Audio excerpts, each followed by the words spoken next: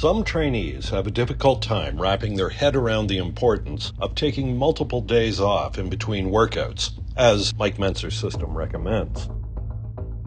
I get it. Psychologically, when you want to make progress, it's very difficult to do what seems like nothing. It feels like throwing in the towel or admitting defeat in some way. But the truth is that your body needs time to recover, and time off is not wasted time. It's time that is critical to the growth process. Surely, if you train one body part on Monday, you should be able to train a different body part on Tuesday, right? Not according to Mike. I'm not talking about localized muscle recovery. I'm talking about recovery of the physical system as a whole. Localized muscle recovery actually takes place very rapidly. But you do 10 sets of squats, very, very heavy squats on Monday. Your legs may have recovered by Tuesday, but try to do a heavy back workout on Tuesday. You won't feel the inclination because your whole system has been called upon. Demands that have been made upon all the body's recuperative subsystems, not just the legs. The whole system is called upon. You've got to allow the whole body to recover, not just the legs. This requires some elaboration. When Mike refers to the whole system, he is referring to multiple systems within the body apart from the muscular system.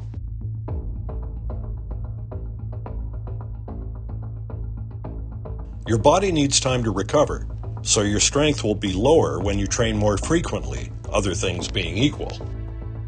In scientific terms, the volumetric intensity of a workout is inversely proportional to the frequency of training due to the trainee's finite recovery capacity.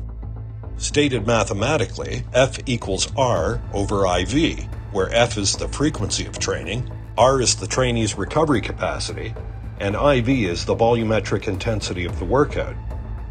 Human physiology is such that while a person might be able to increase his or her muscular strength by a factor of at least 300%, his or her supporting organs will not increase their functional capacity at the same time or to the same degree.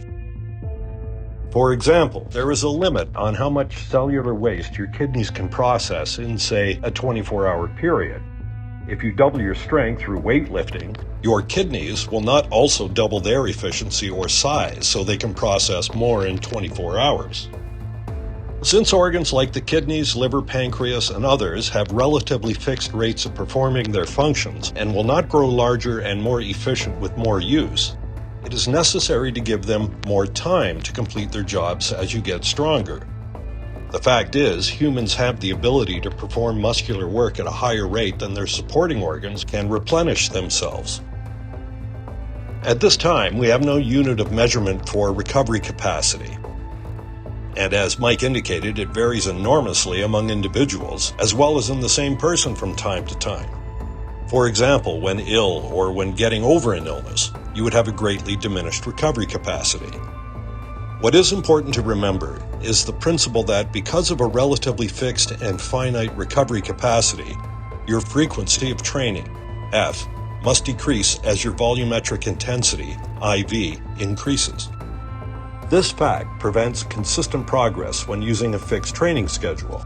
In other words, if you always train 3 days a week, you will reach a point where your volumetric intensity cannot be progressively increased. Without progressive overload, or higher levels of intensity, there can be no new growth stimulation. You must decrease training frequency if you want to increase intensity. And then there is the matter of the central nervous system. Coach Charlie Francis, who coached the infamous sprinter Ben Johnson, made the following observation. At the highest levels of sport, there is a quantum increase in CNS output for every increment of improvement. A 95% effort might require 48 hours of recovery, whereas a personal record, 100% effort, might require 10 days of recovery. So, as Mike pointed out over 43 years ago, it's not just localized muscle recovery that must occur before full recovery and growth takes place, and you're ready to train again. But the physical system as a whole also needs to recover. And since your whole system is called upon every time you work out, you've got to allow the whole system time to recover after each workout, not just the specific body part that you trained. Rather than thinking in gym bro terms of Mondays are leg day, You might want to put your workout experience into a more comprehensive context and remember that every day is kidney day. And the stronger you get, the more time your body requires to fully recover and adapt. When you use heavy-duty training, you will be able to see the extent to which you have recovered by virtue of your progress chart numbers. If you return to the gym too soon after a workout, you will not perform as well, and your numbers will reflect this. When this happens, just add a day or two of recovery until your numbers show some improvement. In 1993, I was interviewing Mike Mentzer over the phone when he informed me of the results of some recent research he had conducted over a 2-year period involving some 200 clients who had been training under his direct supervision. I have asked at least a dozen individuals, I'm going to ask you now. Sure. Over the last couple of weeks, if they have not always noticed that even after up to a 2 to 3 week layoff, they come back and they're stronger. The truth of the matter is I think we've just plateaued, so we're going to take a week's layoff. Like, I have noted with all of my clients, I have had clients that were either forced to take layoffs or just took layoffs for whatever reason. Almost all of them expressed an anxiety that, geez, I'm afraid I'm going to lose something. I have had people take up to 3 weeks off, and they almost, in every single case, come back stronger. I asked Dorian Yates the same thing the other week, and he said, Mike, that's true. This is not just a minor point to be glossed over, John. I'm beginning to suspect this thing with frequency has a hell of a lot to do with it. So are you suggesting, or perhaps, that in the future people could train intensely and then back off for even 2 to 3 weeks before training again? Maybe train each body part once every 2 weeks. Why not? Why not indeed? As Mike correctly pointed out in his articles, seminars, and books, progress should not be an unpredictable, irregular phenomenon.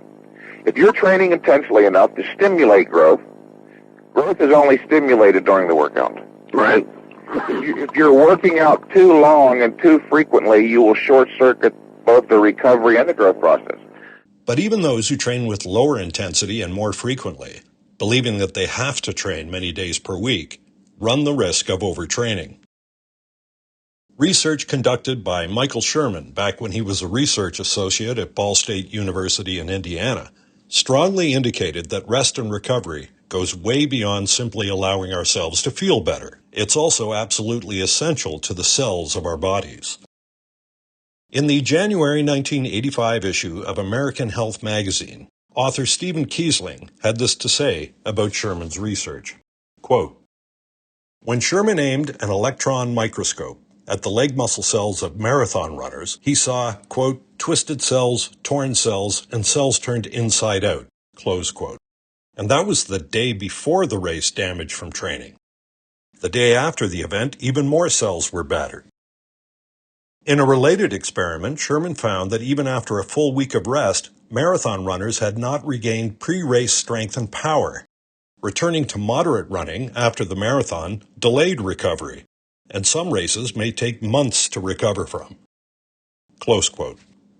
While this observation was noted with marathon runners, who admittedly are the extreme example of high-volume training, it could just as easily have been applied to bodybuilders who train twice a day, 6 to 7 days per week, with high volume and often ballistic training methods. According to Mike, bodybuilders may even be at greater risk owing to the higher overloads with which they routinely train. You got to be real careful with this heavy, high-intensity stuff. I may have mentioned it to you before, but what I'm beginning to see a lot more clearly is just how demanding this stuff is. Arthur Jones said years ago that for every slight increase in intensity, there has to be a disproportionate decrease in volume. And he was not joking. This high-intensity stuff places a demand on the body of an order that is phenomenal. If you were to draw a line, John, a horizontal line, from left to right across a page of paper, with that line representing zero effort, Right. and then off of that line, graph your daily effort output. You get up in the morning, you take a shower, you scrub yourself down, you dry yourself, you walk to the car, you climb some steps to go into the building, you push a pencil. The graph representing that kind of effort output would barely leave the flat line. It would be a little squiggly sine wave. Mm-hmm.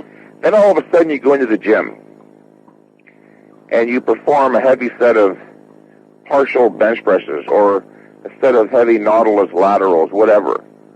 All of a sudden that little squiggly line starts to take off in a straight vertical line, off the paper, out the door, down the street, and around the block. Now, within that space is how much more biochemical resources are used up. See how dramatic that is?